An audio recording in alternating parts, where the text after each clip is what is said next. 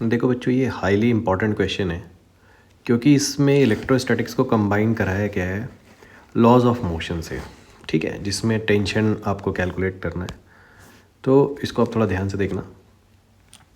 और दूसरी बात कि ये अभी इसमें जो मैं आपको थ्योरी बताऊंगा कि टेंशन डेवलप, इंटरनल टेंशन एक रिंग का कैसे निकालते हैं, वो सिर्फ इस केस में काम नहीं आएगा, बहुत सारे केसेस में आएगा। देखना थोड़ा ध्यान से। इसमें कॉमन फोर्स निकल के आता है 2t sign D theta by 2, जिसको आप बाद में डी थीटा बाई 2 लिखते हो।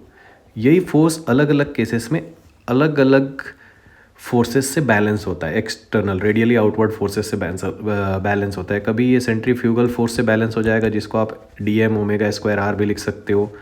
कभी इस केस में जैसे इलेक्ट्रोस्टैटिक फोर्स से बैलेंस किया गया है, कभी सरफेस टेंशन वाले फोर्स से बैलेंस हो जाएगा, ठीक है। बहुत सारे केसेस में इसकी ज़रूरत पड़ती है कि ये टर्म आता कहाँ से है। तो इसको आप अच्छे से देखना, ये बहुत सारे रीज़न से बहुत ही इंपॉर्टेंट क्वेश्चन है, ठीक है। अब देखो बच्चों, क्या है, एक रिंग है यहाँ पे इस क्वेश्चन में, और इस रिंग के ऊपर कुछ चार्जेस हैं, ठीक है, ऊपर पॉजिटिव चार्ज है। अब ये इक्विलिब्रियम में, ठीक है, इस स्ट्रिंग के अंदर या इस वायर के अंदर अभी कोई टेंशन नहीं है। जैसे ही मैं यहाँ पे एक चार्ज रख देता हूँ, प्लस चार्ज, एक्स्ट्रा चार्ज मैं यहाँ पे इसके सेंटर पे ला के रख देता हूँ, कैपिटल क्यू। तो ये जो पहले से इसके ऊपर चार्जेस थे, ठीक है, इसके ऊपर जो पहले से चार्जेस थे, इसको ये क्या करेगा, इसको रिपेल करना स्टार्ट करेगा, ठीक है। अब रिपेल करना स्टार्ट होगा तो आप इसको फील करके देख सकते हो। आप कोई भी एक रिंग को पकड़ लो, बैंगल, कड़ा आप हाथ में पहनते होगे, या रिंग कोई सी भी पकड़ के आप देख लो, उसको ऐसा फील करके देखो, ठीक है, कि अगर इसको ऐसा खींचा जा रहा है तो इसके अंदर टेंशन डेवलप हो रहा होगा या नहीं हो रहा होगा, वो आपको फील होगा। वैसा नहीं होता है तो आप ये फील करके देखो कि सपोज़ करो, फिजिक्स में जब आप इमेजिन नहीं कर पाते हो तो खुद आप वो कई बार उस ऑब्जेक्ट की जगह खुद को रख के देखो। ऐसे मान लो आपने ऐसा ह्यूमन ऐसा सर्कल बना के रखा है लोगों का, ठीक है, ये पूरा, और अगर इन सारे लोगों को बाहर की तरफ कुछ लोग अगर खींचेंगे तो आप सोचो आपके हाथ में टेंशन डेवलप होगा या नहीं होगा, होगा। बस वही टेंशन आपको निकालनी है, ठीक है। अब ये टेंशन जो है वो किस चीज़ को बैलेंस करने के लिए आती है, कोई ना कोई रेडियली फोर्स जो होता है आउटवर्ड, उसको। अब इसका थॉट प्रोसेस क्या होगा सॉल्व करने का, ये समझो।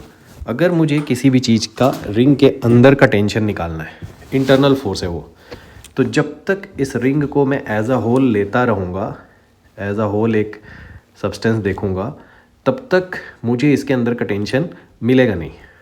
तो मुझे क्या करना पड़ेगा, इसको कट करके इसके अंदर का टेंशन देखना पड़ेगा, ठीक है। जैसे एक स्ट्रिंग होती थी, मान लो एक ब्लॉक से यहाँ से स्ट्रिंग लगी हुई है और इसका कुछ मास है, यहाँ टेंशन पूछ दिया जाता था आपसे मिडिल ऑफ द स्ट्रिंग में, तो आप यहाँ से कट करते थे ना इसको।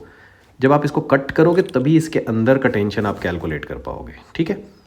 तो कट किसको करेंगे हम लोग, एक छोटे से पार्ट को, ठीक है। छोटे से पार्ट को ही क्यों कट करेंगे, क्योंकि हर जगह पे टेंशन की डायरेक्शन, इसके अंदर जो टेंशन डेवलप होगा वो चेंज हो रही है, तो इसलिए हम एक छोटे से पार्ट को कट करते हैं यहाँ पे, ठीक है। मान लो यहाँ पे इसका ऐसा सेंटर है, यहाँ एक बहुत छोटा सा पार्ट है। वैसे तो मैं यहाँ एक एप्रिशिएबल एंगल का या मेजरेबल एंगल के लिए डायग्राम बना रहा हूँ। आपको इमेजिन करना है कि ये बहुत ही छोटा सा पार्ट कट कर रहे हैं हम लोग, इतना पार्ट इस स्ट्रिंग में से कट कर दिया जा रहा है। इमेजिन करना ये पूरी ऐसे रिंग थी, ऐसे इधर की तरफ ये थिक रिंग थी, उसमें से मैंने इतना पार्ट कट करके बाहर निकाला।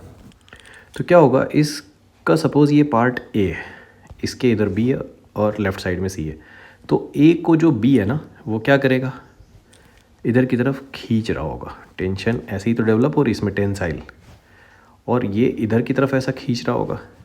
ये दोनों टेंशन की वैल्यू टी है, क्योंकि रिंग में हर जगह टेंशन यूनिफॉर्म होगी, तो टेंशन की वैल्यू हर जगह सेम होगी।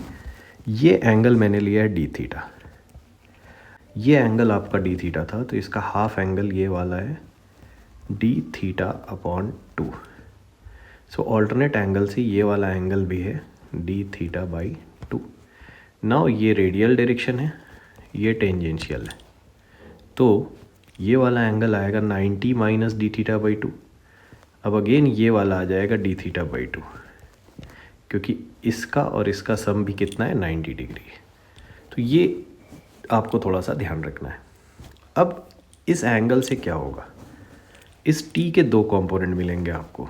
ये जो टेंशन आपको दिख रही है, इसके दो कंपोनेंट मिलेंगे, ये एरो इस डायरेक्शन में टी है, तो ऊपर की डायरेक्शन में इसका कंपोनेंट आएगा T cos D theta by 2, और इधर की डायरेक्शन में जो कंपोनेंट आ रहा है बेसिकली ये वाला, ठीक है, ध्यान से देखोगे ये वाला कंपोनेंट जो है, ये वाली वैल्यू है T sine D theta by 2, और ये दोनों साइड से लग रहा है इस पर, ठीक है। अगर मैं ध्यान से देखूं तो इस एलिमेंट के ऊपर क्या क्या फोर्सेस लग रहे हैं।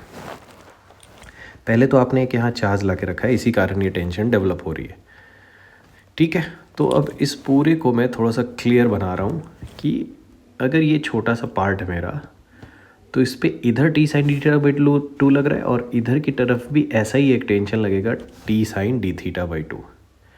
अब अगर मैं इसको बहुत छोटा करते जाता हूँ, थोड़ा ध्यान से देखना, इस एलिमेंट को अगर मैं बहुत ही छोटा करते जाता हूँ, डी थीटा बाई 2 का मतलब वेरी स्मॉल एंगल, तो क्या होगा, ये जो T cos D theta by 2 है वो हमेशा टेंजेंशियल डायरेक्शन में आएगा, हमेशा। देखो वैसे भी आपको पता है ना, डी थीटा को अगर आप नेग्लिजिबली स्मॉल करते जाओगे तो टेंशन वो अप्रॉक्सीमेटली ज़ीरो टेंड करेगा, और ज़ीरो टेंड करेगा तो ये पूरा का पूरा टेंशन लगेगा टेंजेंशियल डायरेक्शन में।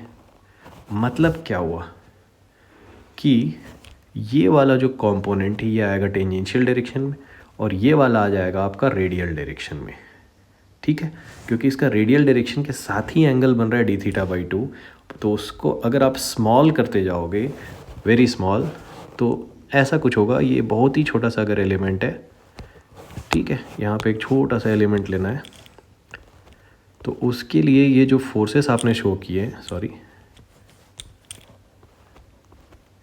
ये ऐसे आ जाएंगे, और ये जो फोर्सेस हमने शो किए थे साइन वाले कंपोनेंट वो ऐसे आ जाएंगे। कॉस वाले कंपोनेंट ये होंगे, साइन वाले ये होंगे। मतलब ये जो साइन वाला कंपोनेंट आ रहा है ना, यही चक्कर होता है, यही रिस्पॉन्सिबल होता है इस टाइप के सारे क्वेश्चंस में रेडियल फोर्स प्रोवाइड करने के लिए। तो क्वेश्चन करते करते देखो बच्चों, कई बच्चों को तो रट जाता है कि भाई अल्टीमेटली लेफ्ट साइड में आएगा 2t sign D theta by 2, ये t sine D theta by 2 और इधर वाला t sine D theta by 2, इन दोनों को सम किया तो ये हो गया 2t sign D theta by 2, ठीक है। वैसे आपके लिए मैं एक और क्लियर डायग्राम भी यहाँ पे और बना दे रहा हूँ, उससे कई बच्चों को थोड़ा ज़्यादा इमेजिन होता है, उसमें हम फोर्सेस को थोड़ा शिफ्ट कर देते हैं। तो वो ये डायग्राम है बच्चों, ठीक है। ये डायग्राम में क्या किया गया, बस इस टी को थोड़ा सा यहाँ शिफ्ट कर दिया गया ऊपर की तरफ। तो ये क्या बताता है, इस डायग्राम में आपको T cos D theta by 2 tangential दिखेगा, और ये दोनों साइन वाले डायरेक्टली किधर की तरफ दिखेंगे, सेंटर की तरफ। तो एंगल जब स्मॉल हो जाता है तो ये क्लियरली आपको दिखने लगेगा टूवर्ड सेंटर।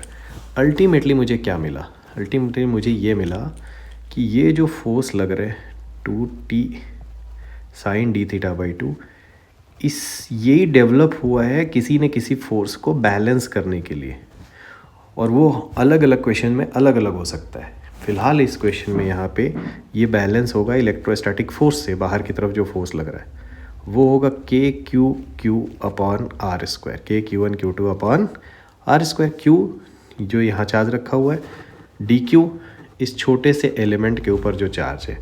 तो कॉन्सेप्ट ये हुआ कि इसी फोर्स को बैलेंस करने के लिए टेंशन डेवलप हुआ है, और ये दोनों फोर्सेस रेडियल डायरेक्शन में है, एक radially inward, radially outward. Surface tension का फोर्स होगा तो यही वाला फोर्स किसको बैलेंस कर देगा बच्चों, force due to surface tension को। रिंग को घुमाने पे टेंशन पूछा जाएगा तो यही किसको बैलेंस कर देगा, सेंट्रीफ्यूगल फोर्स को, ठीक है। अब देखो थीटा जब स्मॉल होता है तो आपको पता है sine theta is approximately equal to theta. तो ये जो दोनों लाइन है ना, एक दो बार क्वेश्चन करके आपको रट जाती है कि भाई ये आना यही है 2t sign D theta by 2 और 2t into D theta by 2, ठीक है। करते करते आपको रट जाता है। के की वैल्यू भी हम लोग पुट करेंगे, क्यू भी पुट करेंगे। चार्ज को हम लोग लिख सकते हैं, देखो इस रिंग के ऊपर जो टोटल चार्ज गिवन है क्वेश्चन में, upon charge per unit length into dl, ठीक है। मैंने क्या लगाया, यूनिटरी मेथड लगाया। 2 पाई आर लेंथ पे चार्ज था q, तो यूनिट लेंथ में हो गया q अपॉन 2 पाई आर। तो dl लेंथ में निकालना है तो मुझे dl मल्टीप्लाई करना है। अभी परेशान नहीं होना, ये सारी चीज़ें कैंसिल हो जाती, ये कैंसिल हो गया, ये कैंसिल हो गया। अब थोड़ा ध्यान से देखना, ये आर्क dl अपॉन आर को मैं एंगल लिख सकता हूँ, आर्क अपॉन रेडियस को। तो वो चीज़ भी ये dl और ये r ये d थीटा से कैंसिल हो जाता है। तो बहुत सिंपल सा कैलकुलेशन क्या बचा आपका, T इक्वल टू के क्यू अपॉन 2πr²। और यही बस वैल्यू आपको पुट करनी है और यही आपका आंसर है। अब सारी वैल्यू पुट कर दो भाई। ये की वैल्यू 9 × 10⁹ है, चार्ज गिवन है 30 पिको और जो रिंग के ऊपर चार्ज गिवन है वो है 2π। ठीक है, 2π कूलम और डिवाइडर बाई 2π इंटू रेडियस का स्क्वायर 30 सेंटीमीटर का होल स्क्वायर। तो इसको 3 × 10⁻1 लिखो, तो इसको 3 × 10⁻1 का होल स्क्वायर लिखो आप, या 30 × 10⁻2 का होल स्क्वायर। ये 2π कैंसिल हो गया, देखो बहुत इजी डेटा दिया हुआ है कैंसिल करने के लिए। 3 का स्क्वायर 9 से कैंसिल हो गया, ऊपर बचा 30, 10⁻1 का स्क्वायर ऊपर जाके 9 के साथ ऐड होके 11 हो गया, -12। तो अब ध्यान से देखोगे ये 10⁻12 दिख रहा है आपको और ये -12, पूरे 10 की पावर हो गई 0 and 3 Newton is your answer.